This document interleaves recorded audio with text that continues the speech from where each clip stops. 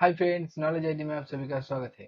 एक बहुत बड़ी न्यूज़ निकल के आ रही है कि एक रिपोर्ट में बताया गया है India most corrupt country in Asia. यहाँ पर न्यूज़ आप देख सकते हैं। द एक्सप्रेस ट्रिब्यून का रिपोर्ट है, India most corrupt country in Asia. यहाँ पे जी न्यूज़ का भी एक आर्टिकल है, India the most corrupt country in Asia. तो इसका रीज़न क्या है? रीज़न है ट्रांसपेरेंसी इंटरनेशनल। ये वही इंटरनेशनल संगठन है जो रिपोर्ट पब्लिश करता है, करप्शन परसेप्शन इंडेक्स। इसके रिपोर्ट के हिसाब से पूरे एशिया में करप्शन अगर कहीं है तो वो इंडिया में है।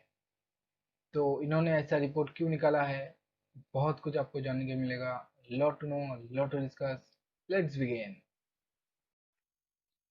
फर्स्ट ऑफ ऑल, जिस रिपोर्ट ने यहाँ पे इंडिया को डिजिग्नेट किया है as a most corrupted country in Asia, उस रिपोर्ट का नाम है ग्लोबल करप्शन बैरोमीटर। ये इनका 10वां एडिशन है और इस साल इन्होंने टारगेट किया है एशिया को। अगर एशिया की बात करें तो ये एशिया पृथ्वी का सबसे लार्जेस्ट कॉन्टिनेंट है और इसका टोटल पॉपुलेशन है 446 करोड़ और इसके अंदर 49 यूएन मेंबर्स है। देखिए, अगर रिपोर्ट की बात करें तो यहाँ पर सिर्फ और सिर्फ 17 कंट्रीज के ऊपर सर्वे किया गया है। मोस्ट ऑफ द कंट्रीज है 15 कंट्रीज के ऊपर इन लोगों का सबसे ज्यादा फोकस था। और यहाँ पर ज्यादा लोगों से सर्वे नहीं किया गया, सिर्फ और सिर्फ इन 17 कंट्रीज के अंदर सिर्फ और सिर्फ 20,000 लोगों को क्वेश्चन किया गया है और उनका ओपिनियन लिया गया है कि उनके कंट्री में कितना करप्शन है और कितना करप्शन नहीं है। इस रिपोर्ट पे आप देख सकते हैं कि हाईएस्ट नंबर पर इंडिया है, 79% करप्शन है। और सेकंड में कंबोडिया जो एक आसियान कंट्री है 37% पे, और इंडोनेशिया वो भी एक आसियान कंट्री है 30% पे। और सबसे कम है मालदीव्स और जापान में 2% करके। और यहाँ पे साउथ कोरिया के पास 10% करप्शन है।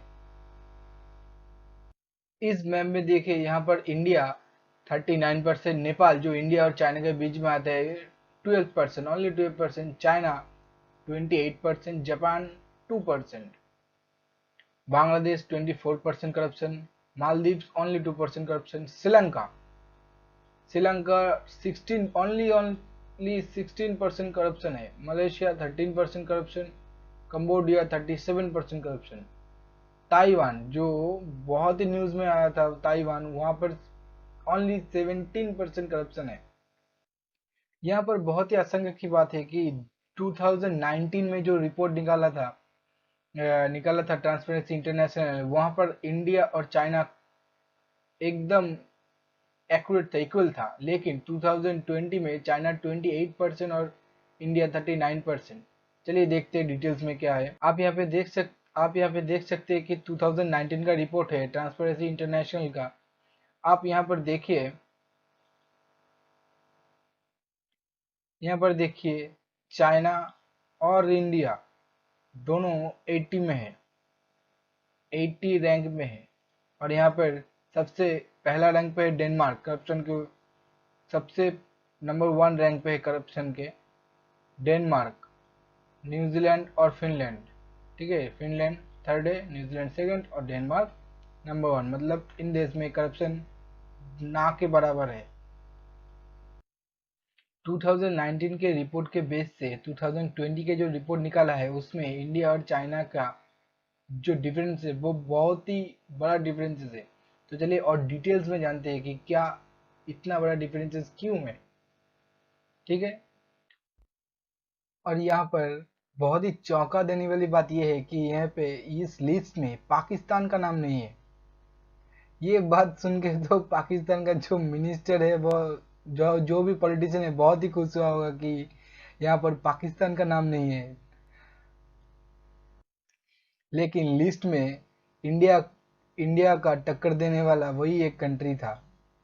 करप्शन के लिस्ट में इंडिया कहाँ होता और पाकिस्तान कहाँ होता, लेकिन पाकिस्तान का नाम नहीं है यहाँ पर।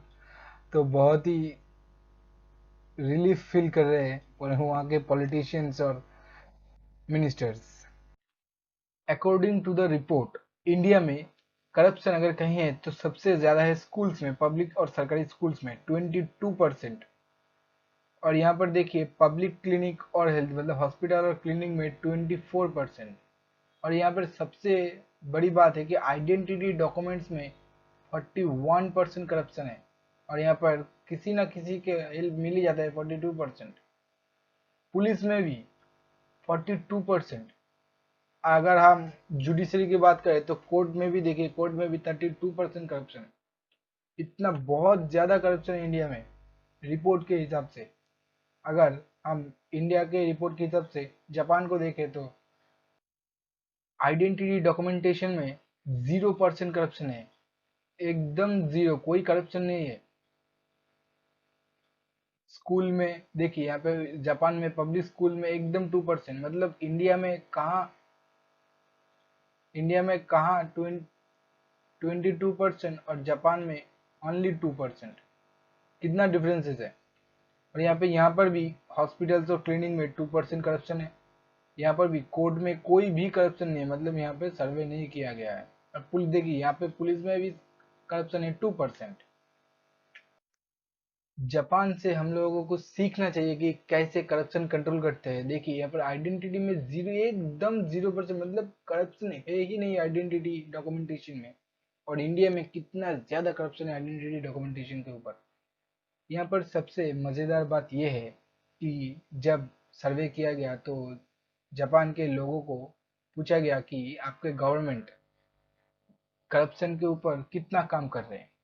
तो वहां पर 76% लोगों ने कहा हमारे गवर्नमेंट, जापान के गवर्नमेंट बहुत ही घटिया काम कर रहे हैं, मतलब कुछ भी नहीं कर रहे। लेकिन जब यही बात इंडिया में पूछा गया, तो यही बात अगर इंडिया में पूछा गया तो देखिए इंडिया में 63% लोगों ने कहा कि हाँ करप्शन के ऊपर काम हो रहा है।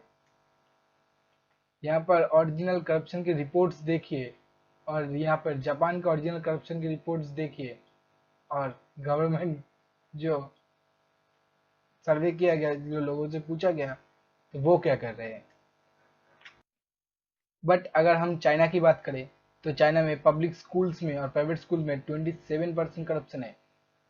हेल्थ सेक्टर में क्लिनिक और हेल्थ सेंटर में 26%। यहाँ पर भी पुलिस में 23% करप्शन है। आइडेंटिटी डॉक्यूमेंटेशन में 18% करप्शन है।